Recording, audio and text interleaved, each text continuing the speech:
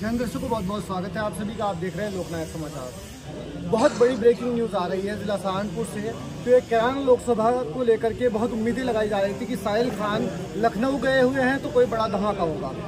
धमाका लखनऊ में होना था लेकिन धमाका हो गया उनके आवास पर सहारनपुर में। हमारे साथ मौजूद है साहिल खान जी, बहुत बहुत शुक्रिया सर।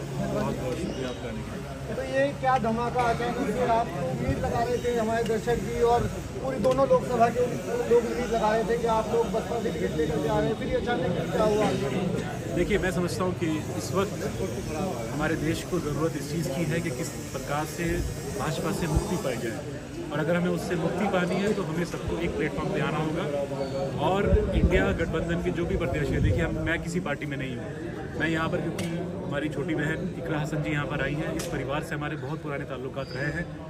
और मैं समझता हूँ कि पार्टी को ना देख के मैं सिर्फ और सिर्फ एज ए कैंडिडेट इन्हें देख रहा हूँ, और मैं समझता हूँ कि यही है जो भाजपा को टक्कर दे सकती है। और अगर आपको भाजपा को हराना है, अगर मैं भी खड़ा हो जाऊँगा या कोई और भी खड़ा हो जाएगा, तो वो डिवाइड होगा वोट्स का। जो सेक्युलर हमारी ज़हनियत का हिंदू वोट है और जो मुस्लिम वोट है वो डिवाइड होगा, और उसका सीधा सीधा भाजपा को फ़ायदा होगा।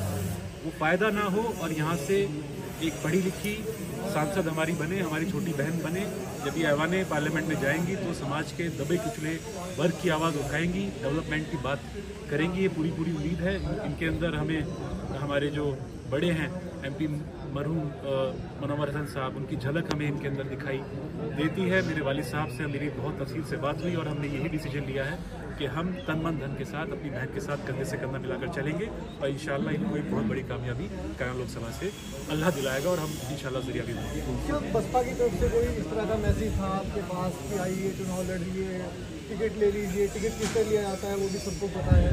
आपने मेरे ख्याल से अपने सवाल में ही आपने जवाब दे दिया है। इस वक्त इसका मैं और कुछ ज़्यादा खुलासा नहीं करना चाहूँगा। अभी फ़िलहाल ज़रूरत यह है कि हम भाजपा को कैसे हराएं, और भाजपा को हराने का सिर्फ और सिर्फ कैराना लोकसभा में एक ही विकल्प है, वो है हमारी छोटी बहन इकरा साहब। 2022 में कुछ इख्तलाफात हो गए थे, दोनों के बीच में इख्तलाफात थे, दोनों परिवारों के बीच में। अब 2027 में क्या दोनों परिवार एकजुट नजर आएंगे? क्या उम्मीदें दर्शकों के सामने कुछ मैसेज देना चाहेंगे आप इस बारे में? पुरानी बातें छोड़िए, नई शुरुआत हुई है।